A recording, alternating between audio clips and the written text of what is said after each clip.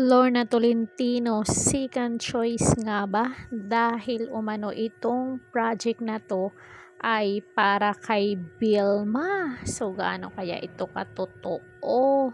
So, mga marites, huwag muna kayong mag-comment dyan ng mga bad, okay? Nilabas na ng Quantum Films ang buong cast ng pelikulang Espantaho. Ito ay ang horror film na tandem dapat ni na Vilma Santos at Judy Ann Santos. Hindi natuloy si Ate V at ipinalit ay si Lorna Tolentino. So, hindi po affected si Lorna Tolentino na second choice siya. Kasi hindi nga maano ni Ate V, siguro busy po si Ate V. So, itong si Lorna ang bakante, kaya siya ang kinuha. Ipinost ni Attorney Juji Alonso ng Quantum ang kanilang cast reveal kagabi. Nasa caption nito, "Every family has its secret, some more sinister than others."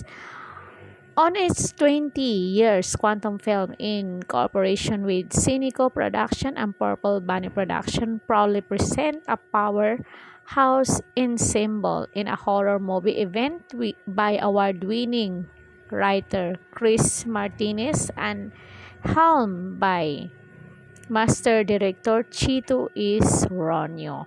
Bukod kina Judy Ann at Lorna, bigatin din ang artistang sumuporta sa film project na to na sina Jessie Santos, Chanda Romero, Mon Confiado, Nico Antonio, Donna Cariaga at Janice de Belen. May special participation din sina Eugene Domingo at Tommy Abuel. Sabi ng premyadang aktres, walang issue sa kanya ang second choice sa pelikulang iyan. So, syempre sa kanya inoffer kasi hindi tinanggap ni Ate V. So, tatanggapin niya. Alangan naman sabihin niyang hindi dahil inayawan ni Ate V. So, project pa rin yun. At saka, magaling na actress itong si Lorna Tolentino. So, hanggang dito na lang mga marites. Sana nagustuhan nyo ang video to. Don't forget to like, share, and subscribe. Corridor Official TV. Hanggang sa muli and thank you so much.